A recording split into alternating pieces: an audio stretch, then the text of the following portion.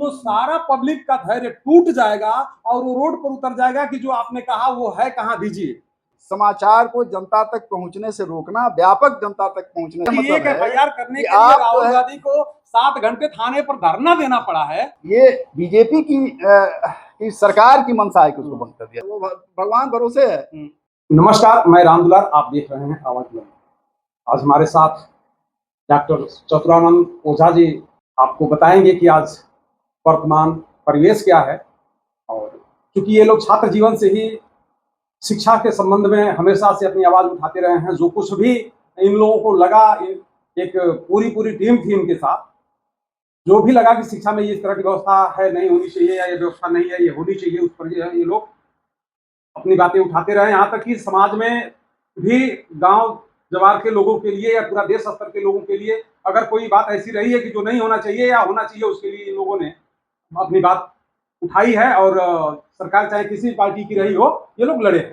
तो आइए जानते हैं वर्तमान माहौल जो बना हुआ है शिक्षा के बारे में। एक नई चीज आई है कि जो प्राइमरी जूनियर जो सरकारी विद्यालय हैं वहां जाने से पत्रकारों को रोका जा रहा है। और घोषित रूप से तो तमाम जगहों पर रोक था ही, लेकिन एक तरह से घोषित अब कर दिया गया है। और वहां जाने के बाद तमाम जो है पूरे देश में देखा गया है कि कई जगह पे पत्रकारों को रोका गया है। वो लोग नहीं रुके हैं तो उन पर मुकदमा हुआ है, तमाम सारी चीजें हैं। और बाहरी तत्वों द्वारा, वो सरकार की तरफ से रहे कैसे रहे, इस पर इनसे बात करेंगे।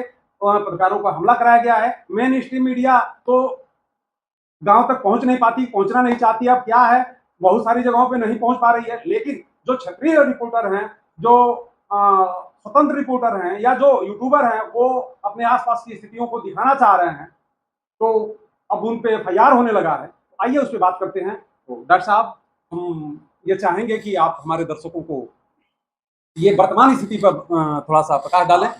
समान शिक्षा आंदोलन उत्तर प्रदेश की तरफ से आप सभी लोगों का अभिवादन है। दोस्तों, हम समान शिक्षा आंदोलन के लिए, सबके लिए समान और मुफ्त एक तरह की सरकारी शिक्षा व्यवस्था हो, इसके लिए हम लोग लंबे समय से लड़ाई लड़ रहे हैं। और ये हमारे देश की संवैधानिक व्यवस्था रही है कि हम सबको विकास का समान अवसर देंगे, समान शिक्षा देंगे। और आज की तमाम प्रतियोगिताएं भी समानता के स्तर पर बनाई जाती हैं। इसलिए हम चाहते हैं कि शिक्षा भी समान हो, निःशुल्क हो, सरकारी हो पूरी तरह से।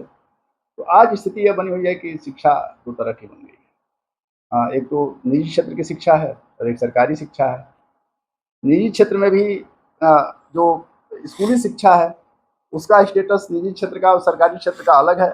और जो ऊपर की शिक्षा है, जो हायर एजुकेशन है, उसमें निजी क्षेत्र और सरकारी क्षेत्र का स्टेटस अलग है।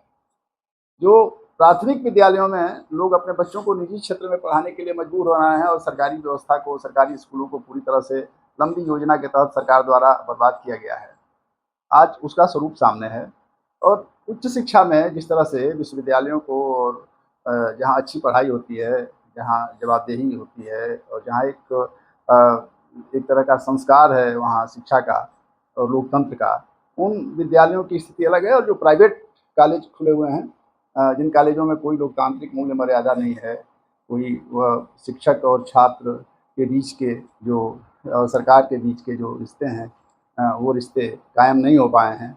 और वहाँ सिर्फ दुकान की तरह से और निजी क्षेत्र के एक संस्थान की तरह से वो ऐसे चलता है, डिग्री डिस्ट्रीब्यूशन सेंटर के रूप में चलता है, जहाँ शिक्षक भी नहीं होते हैं, जहाँ परीक्षा कौन करा रहा है, कौन प्राचार्य है, इसका पता भी नहीं होता है। और वहाँ डिग्रियाँ मिलती हैं और गोल्ड मेडल पाते हैं हम लोग। एक ऐसे शिक्षण संस्थान उसमें बने हुए हैं, लेकिन वहाँ शिक्षा नहीं है। और वहाँ सारे लोग लगभग चाहते हैं कि इंजीनियरिंग कॉलेज हैं, मेडिकल कॉलेज हैं, तो सरकारी में जाएँ, प्राइवेट में न जाना पड़े। और यहाँ जो है वो सरकारी स्कूली शिक्षा में तो ऐसी स्थिति है, लोग प्राइवेट में जाना चाहते हैं। सरकारी की स्थिति को ख़राब किया है इन्होंने। अब उस खराब हुई दशा में को दबाने के लिए कि वो उजागर न हो, एक तो लोगों ने छोड़ दिया है उस पर तर्क करना, क्योंकि मान लिया एक तरह से कि ये खत्म ही हो चुका है। यहाँ जाना जो है, अपने बच्चों को भेजना, उनका भविष्य अंधकार में डालना है, इस तरह से लोग मान चुके हैं। जैसे एक दिन का मामला नहीं है ये। मैं आपको बताऊं कि ये बहुत लंबे समय से प्राइमरी स्कूलों को नष्ट करने की, बर्बाद करने की सरकारी प्लानिंग रही है। यहाँ तक कि कहा जाए कि जो नीतियाँ रही हैं, वर्ल्ड बैंक की नीतियाँ रही हैं, विश्व बैंक की जो नीतियाँ रही हैं, जो अमेरिकन लॉबी की नीतियाँ रही हैं, उन्होंने भारत के प्राइमरी स्कूलों को नष्ट करने के लिए वहाँ पैरा टीचर्स की नियुक्ति कराई।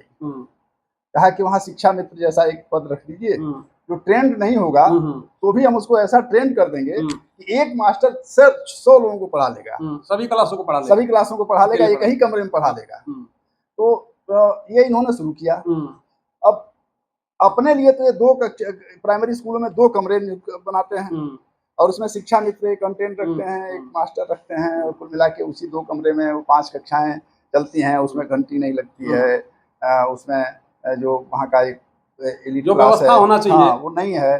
वहाँ एक कमरा एक कक्षा के लिए नहीं है और एक कक्षा के लिए एक अध्यापक नहीं है, और उसके बाद से उस पर किसी का सुपरविजन नहीं है। स्थानीय स्तर पर किसी के नियंत्रण में पहले से इन लोगों ने आतंक का राज कायम कर रखा है कि कोई ये नहीं देख सकता है कि कौन अध्यापक पढ़ा रहा है, नहीं पढ़ा रहा है, आ रहा है, नहीं आ रहा है। ये कौन देखेगा? ये बीएसए देखेंगे, ये जो वहाँ होते नहीं है वही देखेंगे सारे। और उनका क्या है कि उनकी सेटिंग होती है अध्यापकों से, और वो उनको सारे तरह की छूट देते हैं कुल मिला के। और वो एक ऐसी स्थिति बनती है कि कहीं बहुत दूर दराज में रहते हैं और अपने बच्चों को कहीं प्राइवेट स्कूल में पढ़ाते हैं और वहाँ आकर के वो जुगाली करते हैं। मतलब कारण क्या है? आप ये कहना चाहते हैं कि जो सरकारी विद्यालयों में अध्यापक पढ़ा रहे हैं वो भरसक अपने बच्चों को प्राइवेट विद्यालयों में अगर पढ़ाते हैं। आप अपने जहाँ पढ़ाते हैं वहाँ अपने बच्चों को पढ़ाना नहीं चाह रहे हैं। तो जो निजीकरण का दौर शुरू किया इन लोगों ने, जिसको मुख्य रूप से आरएसएस ने ये जो शिशु मंदिरों के रूप में स्थापित किया, और जिसको सरकार के पैरेलल एक व्यवस्था इन्होंने चलाना शुरू किया। और उस समय जो लोग अपने को थोड़ा विशेष दिखाना चाहते थे, जिनके अंदर जातिवादी और गैर बराबरी की मानसिकता जिनके परिवार में थी, वो लोग सोचते थे कि हम इन स्कूलों में अपने बच्चे को नहीं पढ़ाएंगे, वहां पढ़ाएंगे। और इसको गैर कांग्रेसी सरकारों ने पाला पोसा। यह भी एक विडंबना ही थी, उन्होंने भी उस पर लगाम नहीं लगाया। आज स्थिति यह है कि प्राइमरी ये जो दोहरी शिक्षा नीति और एक तरह से शिक्षा का निजीकरण करने का मामला किस सरकार में आया था? देखिए, बहुत बीज रूप में तो ये मौजूद था, पहले से मौजूद था, लेकिन इसको हवा दिया गया, अस्तित्व में लाया गया कब? ये हवा दिया गया जब से उदारीकरण, निजीकरण, वैश्वीकरण की नीतियां लागू हुई 91 में। उसके बाद निजीकरण का माहौल बनना शुरू हुआ, और ये आते आते 2000 तक आते आते स्थिति ये हो गई कि लगभग बड़े पैमाने पर हर गली कुंबे में विद्यालय खोले गए, प्राइवेट विद्यालय। जबकि अटल बिहारी वाजपेयी ने अपने शासन में निजी महाविद्यालयों को भी मान्यता दे दी, निजी उच्च शिक्षण संस्थानों को मान्यता दे दी, निजी विश्वविद्यालयों को मान्यता दे दी। और इसके बाद से ये हुआ कि निजीकरण का एक दौर शुरू हुआ। फिर ये लगा कि जो संभावनाएं हैं वो निजी क्षेत्र में हैं, तो निजी विद्यालय खुले, और उन्होंने बिना किसी मानक के विद्यालयों को मान्यता दिया। और उनके मानक आज भी कभी उस मानकों का परीक्षण नहीं किया जाता है, वहाँ कौन पढ़ाता है इसका निरीक्षण परीक्षण नहीं किया जाता है। आप देखते होंगे कि तमाम डीएम जाते हैं और सरकारी स्कूलों में जाते हैं और फोटो खिंचवा के और वहाँ रुतबे के साथ चले जाते हैं, लेकिन उनकी औकात नहीं है किसी प्राइवेट स्कूल में चले जाएं और वहाँ भी रुतबा दिखा के चले, वहाँ माला पहनने जाते हैं और आशीर्वाद देने जाते हैं, मिठाई खाने जाते हैं।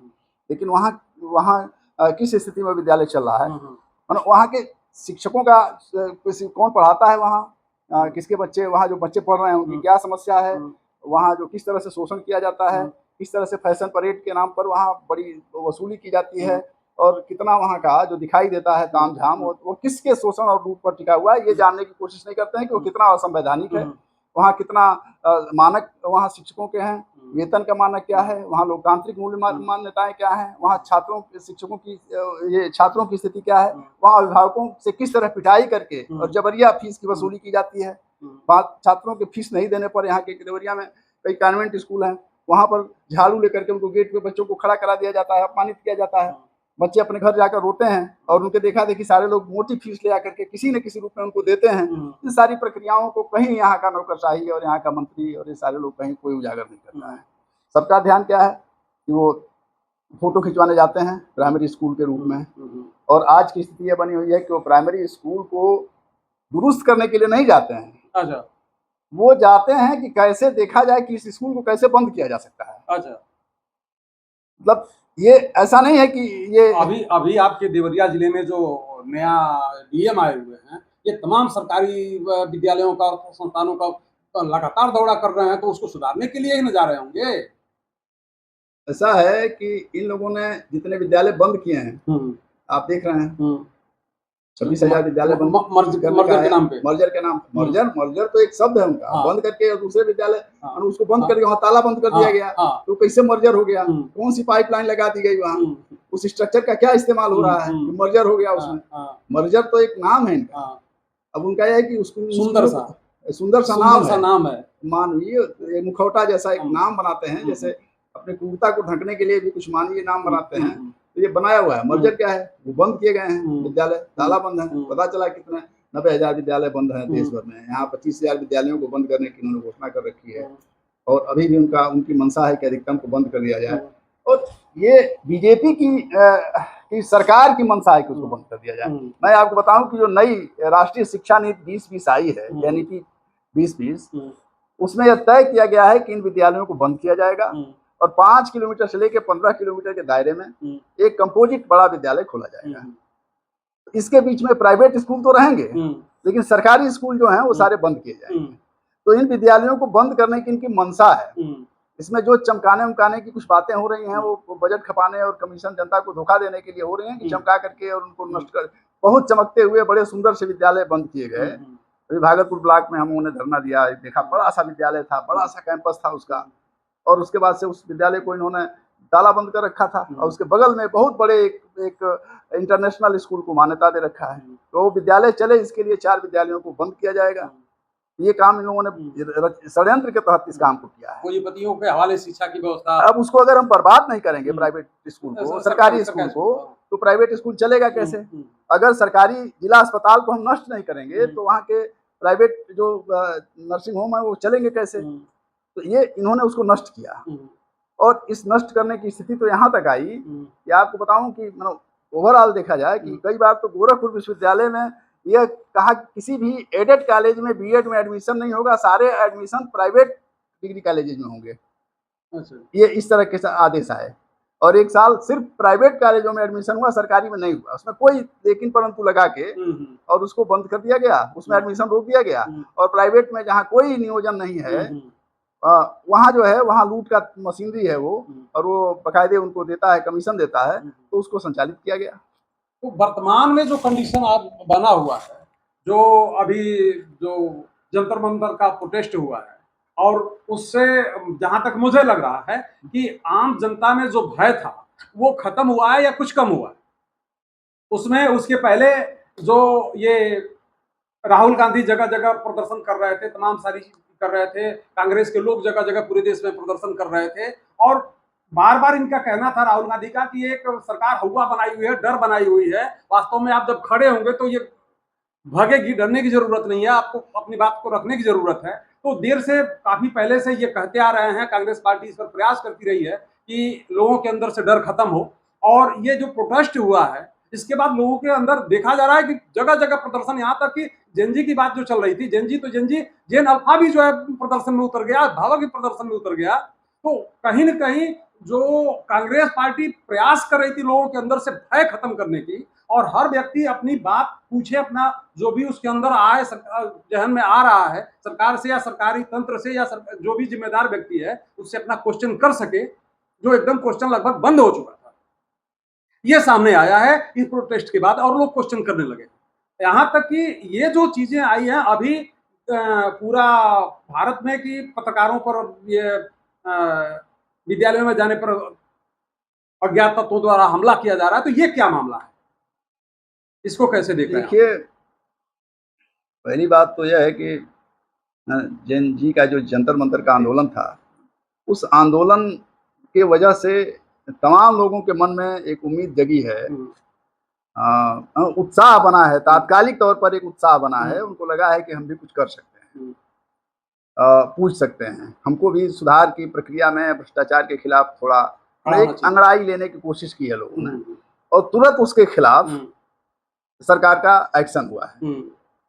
जहां सबसे पहले जो राजस्थान में उस एक प्राइमरी स्कूल में जो तबेले में चल रहा था और भूसा रखा हुआ था और उसमें वो सारा कुछ था, उसको दिखाने गए, और वो उसी का आक्रोश पार्टी के लोग थे और उनके साथ पत्रकार थे टीवी के, और वो गए और उनके साथ जिस तरह वहाँ के शिक्षकों का व्यवहार किया गया, शिक्षकों द्वारा व्यवहार किया गया, जैसे वो लग रहा था, और जो अगर लोग जो ये गुंडा गिरोह, वो नहीं बता उनको जो है वो कहे कि नहीं दिखाएंगे आपकी क्या हो रहा है यहाँ, हम क्या कर रहे हैं, पढ़ा रहे हैं नहीं पढ़ा रहे हैं, जैसी स्थितियाँ खराब हैं, सरकार बहुत उजला पक्ष प्रस्तुत कर रही है, वो जाहिर न हो जाए। तो सबसे पहले उन्होंने विरोध किया, उनके विरोध से बात नहीं बनी, तो फिर उनका मनोबल तोड़ने के लिए कि या किसी और कॉलेज में न जाएं, वहाँ के शिक्षा मंत्री द्वारा प्रायोजित गुंडों के द्वारा उन पर हमला कराया गया। उस गांव में उनकी टीम रही होगी, क्योंकि वो लोग गए जिनके बच्चे उस प्राथमिक विद्यालय में नहीं पढ़ते थे। आप उनका फोटो देख लीजिए, सबका फोटो है, नहीं पढ़ते थे, उनके द्वारा उस पर हमले कराए गए।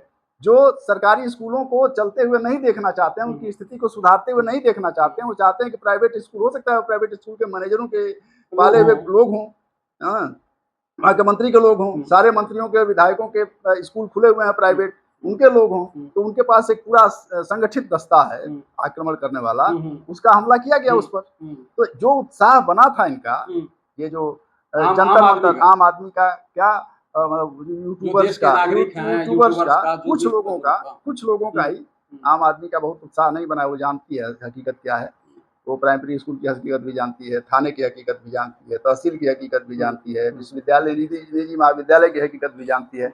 उसका उत्साह आप जंतर मंतर से नहीं बना सकते। वो जान रही है कि वो लोग जंतर मंतर अमेरिका से आके कोई कर रहा है, कोई जेनू से आके कर रहा है, तो वो जमीनी स्तर पर, हाँ, लेकिन लोगों को लगा कि कुछ किया जाए तो हो सकता है। इन लोगों में बार बार सुधार की इच्छा होती है, तो लोग सोचते हैं कि हम अपने गांव के स्कूल को सुधार लेंगे, अपने क्षेत्र में कुछ सुधार लेंगे।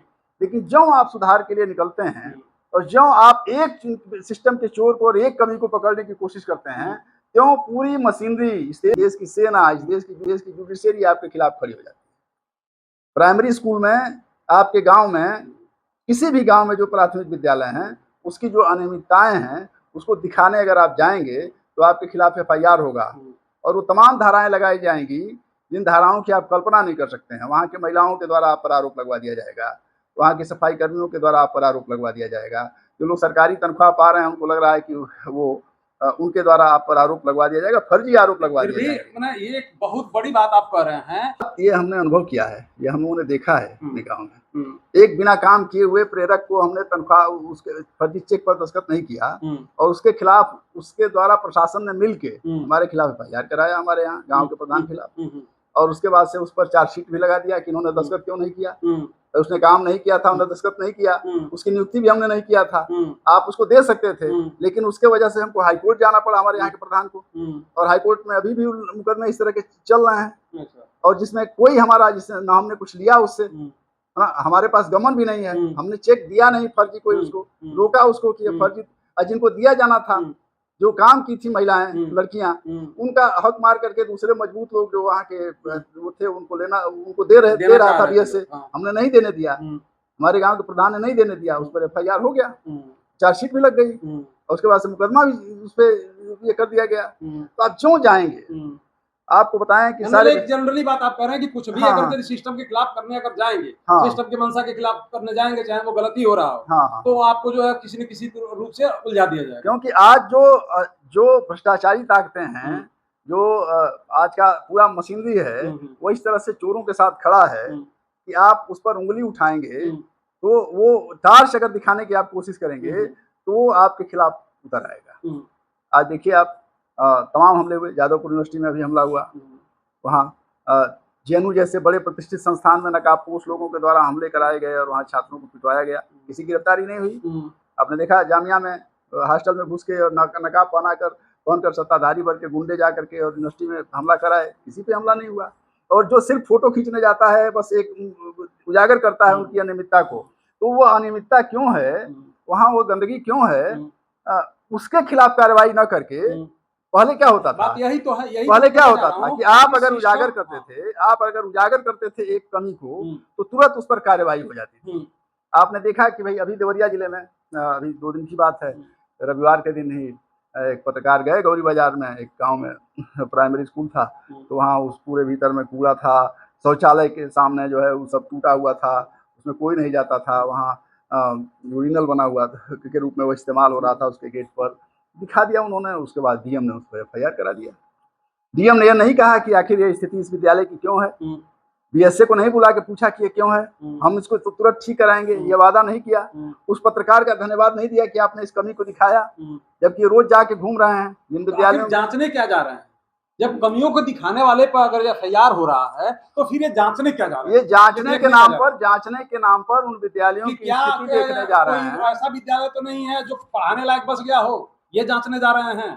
ये देखने जा रहे हैं कि विद्यालय बंद कितने समय में हम कर सकते हैं, अच्छा। इनकी स्थितियां क्या हैं, किस आरोप के तहत इनको हम तत्काल बंद करके, और जो नीति है इनकी जो मतलब संवैधानिक तरीके से सदन में पेश किए बगैर, सदन में बहस किए बगैर और मनमाने तरीके से लागू की गई है, जो आम जनता के बच्चों को शिक्षा से बेदखल करने की नीति है, उसके तहत इन सारे विद्यालयों को बंद करा के और प्राइवेट विद्यालयों के साथ पीपीपी मोड में ये 5 से 15 किलोमीटर के दायरे में कंपोजिट विद्यालय बनाने वाले सिस्टम में कैसे शामिल कर दें और इन विद्यालयों को कैसे बंद करा दिया अब तक मैंने लोगों को जानकारी जो थी, हम लोगों को जानकारी थी कि अधिकारी किसी संस्थान का विजिट करने जाता है तो वहाँ की कमियों को पकड़ने के लिए जाता है, उसको दुरुस्त करने के लिए जाता है कि जाए तो वहाँ का जो सिस्टम है वो सही सुचारू रूप से काम कर रहा है कि नहीं कर रहा है, अगर नहीं कर रहा है तो क्यों नहीं कर रहा है, उसको ठीक किया जाए। यही जांच का यही बना, हम लोगों को नॉलेज में यही था। लेकिन अगर यदि कोई व्यक्ति किसी संस्थान का कमी उजागर कर रहा है कि यहाँ कुछ गड़बड़ी है जिसको ठीक नहीं किया जा रहा है, जो मानक के अनुसार नहीं है, तो उसको तो बधाई देना चाहिए, उसको तो व्यवस्था ऐसे मिलनी चाहिए कि उसका हौसला बढ़े और अन्य लोगों का भी हौसला बढ़े और वो जो है कमियों को जो उजागर करें। जो अधिकारी वहां मौके पर नहीं जा पा रहे हैं, नहीं रह पा रहे हैं, उनके न रहने पर भी सारी कमियां जो है आम पब्लिक के सामने आए, अधिकारी के सामने आए, ताकि उसको दूर कर सके। ये माहौल बनाना चाहिए। लेकिन क्या ये माहौल जो बनाया जा रहा है, क्रिएट किया जा रहा है, एक सरकारी या सत्ता में बैठे लोगों के द्वारा घोषणा किया जा रहा है कि कोई वहां अगर यदि प्राइवेट सरकारी विद्यालयों का कोई अगर यदि जाके वीडियो बनाएगा तो उसको जो है हम उसके खिलाफ एफआईआर करेंगे। तो इसका मतलब यह है कि पूरा सिस्टम ये चाह रहा है कि चाहे जैसे भी व्यवस्था हो वो ज्यों के त्यों बनी रहनी चाहिए और बद से बदतर हो जाए, लेकिन उस पर कोई उंगली ना उठाए, नहीं तो उसका उंगली तोड़ दिया जाएगा, जुबान करेगा तो उसका जुबान छीन लेने का काम किया जाएगा सरकारी डंडे से। ये माहौल तो ऐसा लग रहा है ना कि क्रिएट किया जा रहा है। देखिए, आप सही कह रहे हैं। जैसे जो आप कह रहे हैं कि पहले जो ये उम्मीद होती थी कि उस सुधार होगा उसमें, या अधिकारी सुधार के लिए जा रहे हैं, यह पिछले शताब्दी की बात है। अच्छा, वो जमाने की बात है। वो जब आप बचपन में पढ़ते थे, जब विश्वविद्यालय होते थे, निजी महाविद्यालय, निजी विद्यालय नहीं होते थे, शिक्षक छात्र संगठन होते थे, वो कहते थे कि गलत हो रहा है, उसके लिए आंदोलन कर देंगे, इसलिए डर से भी उन चीजों को किया जाता था। थाने के सामने अगर कुछ गलत होता था तो सभाएं होती थी। अब तो थाने का मेरे कहने का यह मतलब है एफआईआर करने के लिए राहुल गांधी को 7 घंटे थाने पर धरना देना पड़ा है। तो राहुल गांधी जैसे आदमी को थाने पर धरना देना पड़ रहा है, और वो भी संसद भवन के सबसे करीब वाले थाने में, और वो भी वो ऐसे व्यक्ति को, तो आम आदमी की बात सुनी ही नहीं जाती है। वो निराश है, वो भगवान भरोसे है, वो जा करके वो कह रहा है कि जाके वो आंसू बहा के वहीं से मंदिर से चला आ रहा है। यही सरकार प्रोत्साहित भी कर रही है। मेरे कहने का मतलब कि आप जो कह रहे हैं कि पहले सुधार के लिए जाते थे, ये पहले सुधार के लिए जाते थे। अब ये कारपोरेट के एजेंडे को लागू करने के लिए और निजीकरण को मजबूत करने के लिए, सरकारी सिस्टम को ध्वस्त करने के लिए जाते हैं। अब ये देखने जा रहे हैं कि कहां से इसको और बदसूरत बनाया जाए, बदहाल किया जाए। कैसे इसको बंद किया जाए। तो देख के आते हैं कि क्या क्या इसमें लूप होल्स हैं। तो वो रेकी कर रहे होते हैं उनका, आज इन विद्यालयों का, इनको बंद करने के लिए। और इसीलिए सारे सरकारी संस्थानों की स्थिति लगभग इन्होंने खराब करके रखी है, और सारे प्राइवेट विद्यालयों के बारे में इनके में जा करके ये माला पहनते हैं और उनकी अनियमितताओं को बर्दाश्त करते हैं और उनको प्रोत्साहित किया जाता है। सरकार देख रहे हैं लंबे समय से 2 कमरे के में प्राइमरी स्कूल चल लेता है, जिनकी प्राइवेट विद्यालय आप अगर मान्यता लेने जाते हैं तो 5-6 कमरे आपके पास चाहिए होते हैं। तो अगर प्राइवेट विद्यालय के लिए 6 कमरों की जरूरत है, तो आप क्यों नहीं उसमें आपके यहाँ 6 कमरे की जरूरत क्यों नहीं है? अगर आपके यहाँ उसको अगर 50,000 रुपए महीना तनख्वाह देने की जरूरत है, तो उसके यहाँ 5,000 रुपए क्यों देने की जरूरत है? तो आप वेतन में, प्राइवेट और सरकारी में वेतन समान हो, इस बात को भी आप नहीं कायम करते हैं। कमरे समान हो, इसकी बात भी आप नहीं करते हैं। एक कक्षा पे जो है 1.5 अध्यापक होने चाहिए। मानक है। ये मानक है। तो ये मानक वहाँ पूरा कराते हैं क्या? सरकारी में मानक वो पूरा होता है क्या? सरकारी में नहीं होता है, लेकिन प्राइवेट में वो मानक वहाँ भी तो कुछ नहीं है। वहाँ है नहीं, लेकिन कागज में मान के चलते हैं कि उसी आधार पर मान्यता देते हैं। अच्छा, मौके पर वहाँ है कि नहीं? मतलब ये इसकी जांच नहीं होती है। इसकी छूट दिया हुआ है भ्रष्टाचार की, कि आप कागज दे दीजिए, बाकी स्वैच्छिक रूप से। और कभी उसमें किसी अधिकारी को आप नहीं देखेंगे कि जांच करने गया हो और देखा हो, पूछा हो कि कौन अध्यापक पढ़ा रहा है, उसकी योग्यता क्या है, क्या उसको वेतन कितना मिलता है, शिक्षकों के साथ, छात्रों के साथ कैसा बर्ताव हो रहा है, अभिभावकों के साथ कैसा बर्ताव हो रहा है। तो आज जो स्थितियां बनी हुई हैं, पत्रकारों को रोका जा रहा है जाने से, ये जवाबदेही और पत्रकारिता, जवाबदेही से और पारदर्शिता से बचने के लिए सरकार जो है खुद ही जवाबदेही और पारदर्शिता से भग रही है। गृह मंत्री और प्रधानमंत्री पारदर्शिता से और जवाबदेही से भग रहे हैं, संसद में नहीं गए। तो उनके जो मंत्री जब ऐसे हैं तो संतरी उनका जैसा मंत्री होता है वैसा संतरी होता है। उनके अधिकारियों का मनोबल बढ़ा हुआ है कि जब हमारा बास नहीं इनको तवज्जो देता है तो हम क्यों तवज्जो देंगे। आज तक जो है हमारे देश के जो प्रधानमंत्री हैं वो कभी सामूहिक गिने चुने चुनिंदे लोगों के साथ बैठने की बात छोड़ दिया जाए तो आम पत्रकारों का आह्वान करके और उनका कभी जो है उन्होंने उनके क्वेश्चन का जवाब नहीं दिया और इस तरह का प्रेस कॉन्फ्रेंस अगर नहीं उन्होंने किया तो फिर हम क्यों इनकी जवाब दे। ये मनोबल इनका। एक बार प्राइमरी स्कूल किसी स्कूल में गए थे छात्रों से संवाद करने, तो भी रियल स्कूल नहीं था, वो आर्टिफिशियल स्कूल बनाया गया था। जैसे टेंट हाउस बनाए जाते हैं, आर्टिफिशियल स्कूल बनाया गया था। उसमें जा करके इन्होंने बच्चों से संपर्क किया था। किसी वास्तविक स्कूल में जिसका नाम गांव पता हो उस स्कूल में जाके इन्होंने संपर्क नहीं किया, वो भी बच्चों से पत्रकारों से नहीं कि वो।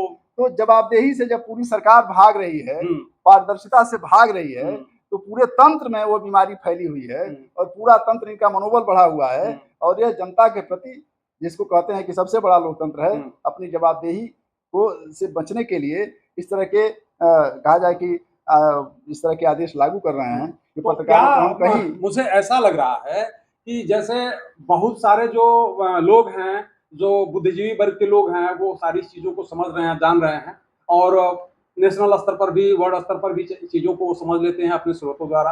लेकिन बहुत सारे ऐसे भी लोग हैं कि बुद्धिजीवी हैं, या बहुत सारे ऐसे लोग हैं कि जो अपने वो बुद्धिजीवी होते हुए भी अपने काम धाम में 2 रुपया व्यवस्था करने की, चूंकि आज कमाई का जो है स्रोत बहुत कम हो चुके हैं और लोगों की समस्याएं बढ़ी हुई, तो सब लोग लगे हुए हैं अपने रामधुन में कि हम 10 रुपया कैसे इकट्ठा करें।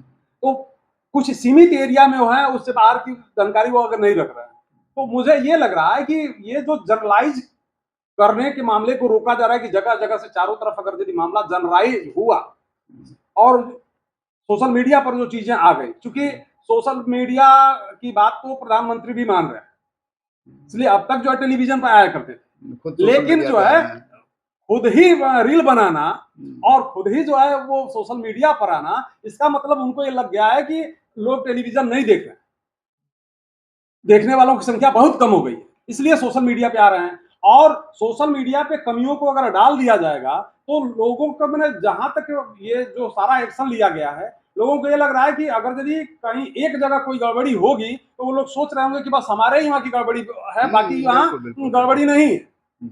इसलिए कि इनको कोई कमियों को दिखा दिया जाए, बता दिया जाए, तो कुछ लाज शर्म तो है नहीं कि कुछ उस तरह की बात किया जाए, वो पट से जवाब आपको उल्टे उटपटांगे दे देंगे। तो बहुत सारे ऐसे सदे पीछे लोग हैं, लेकिन जो कुछ लोग और भी जो हैं सत्ता में बैठे हुए हैं, जो या ये जो लागू कर रहे हैं, उसके पीछे कहीं ऐसा तो मंशा नहीं है कि जगह जगह की बात जगह जगह ही रहेगी, तो लोगों को ये पता चलेगा कि खाली हमारे यहाँ खराब है, बाकी के यहाँ ठीक होगा। उसके यहाँ के लोग सोचेंगे कि यहाँ ही सिर्फ खराब है, बाकी के यहाँ ठीक होगा। क्योंकि मन से तो जो भी सक्षम लोग हैं वो यही बोलते हैं कि हम ये व्यवस्था दे दिए, हम वो व्यवस्था दे दिए, हम वहाँ आधुनिक मॉडल व्यवस्था कर रहे हैं, लाइब्रेरी दे रहे हैं, कंप्यूटर दे रहे हैं, बहुत सारी चीजें दे रहे हैं।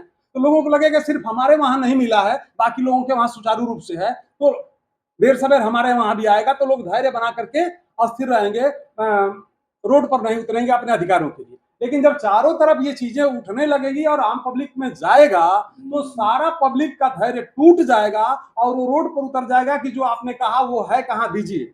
इससे बचने के लिए कहीं ऐसा तो ये व्यवस्था नहीं किया जा रहा है कि जो भी दिखाएगा उसके खिलाफ FIR कर दिया जाएगा, वो चीजें हो जाएंगी। कैसा, क्या लगता है आपको? देखिए, इन्होंने पूरे पत्रकारिता को नियंत्रित करने के काम बड़े लंबे समय से शुरू किए थे। आपने देखा होगा कि पहले एक बड़ा अखबार आता था तो सारा एडिशन एक आता था, एक जगह से। गोरखपुर से अगर छपा तो गोरखपुर मंडल का एक अखबार होता था। फिर इन्होंने क्या किया कि हर जिले का अलग एडिशन शुरू कर दिया। तो अगर देवरिया जिले खबर है तो गोरखपुर तक नहीं जाएगी, देवरिया जिले खबर है तो कुशीनगर नहीं जाएगी। जो भी अखबार, जो प्रिंट अखबार थे, उनकी हाल हो गई। देश में राष्ट्रीय अखबार जैसी कोई चीज इन्होंने रहने नहीं दिया। अब वो राष्ट्रीय अखबार को कहा जाता है, वो कहा तो जाता है कि छप ये है, ये मैंने राष्ट्रीय अखबार है, लेकिन उसकी खबरें जिले से बाहर नहीं जाती। गिने चुने खबरों को छोड़ दिया जाए। मतलब अगर आग लग गई, हत्या हो गई गोरखपुर में, तो देवरिया वाले नहीं जान पाएंगे, उस अखबार के माध्यम से नहीं जान पाएंगे। तो उसके लिए क्या है, अच्छा नेशनल चैनल में आएगा नहीं। तो अब सोशल मीडिया जो है यही एक माध्यम बचा हुआ है, इसके ग्रुप्स हैं और इसकी फॉलोइंग है कि वो नेशनल क्या इंटरनेशनल स्तर तक चीजों को ले जाती है। क्योंकि जो सरकार प्रायोजित मीडिया है वो तो जो गोदी मीडिया जिसको आप कह रहे हैं वो तो बस उन्हीं की खबरें प्रसारित करती है हमारे खिलाफ, या हमको ब्लैक आउट करती है, हमारे खिलाफ कुछ करती है। और जो सोशल मीडिया है यही एक है जो किसी भी जमीन की सच्चाई को पूरे दुनिया भर में बिखेर देती है।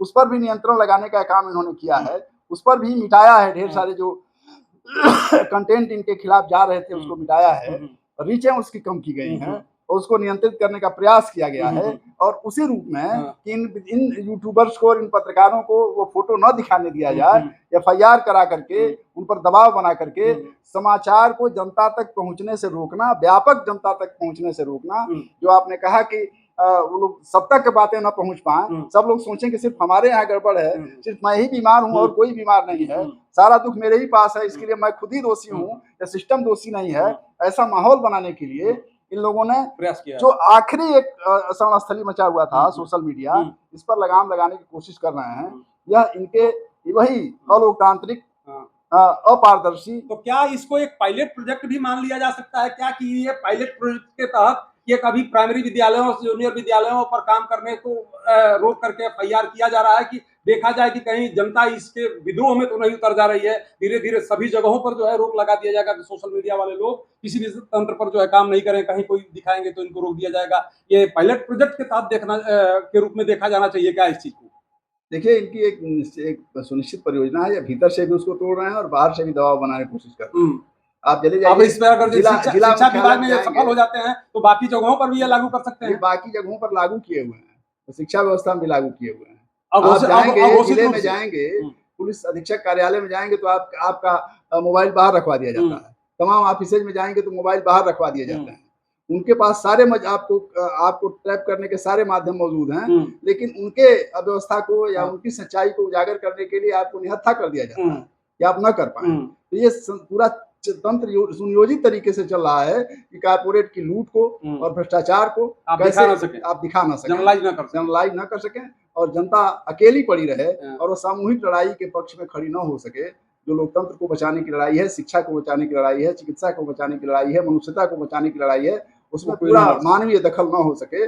और ये सत्ता के बल पर, ये अपने तंत्र के बल पर, पुलिस के बल पर और अपने कहा जाए कि नियोजित किए हुए पूरे मशीनरी के बल पर उसको चलाते रह सके। तो आप लोगों ने सुना, ये थोड़ा सा बृहद चर्चा तो हुआ। हम बार बार कहते हैं और फिर कह रहे हैं कि आप मेरी बात, इनकी बात या किसी की बात न माने, पूर्णतः मानने की जरूरत नहीं है।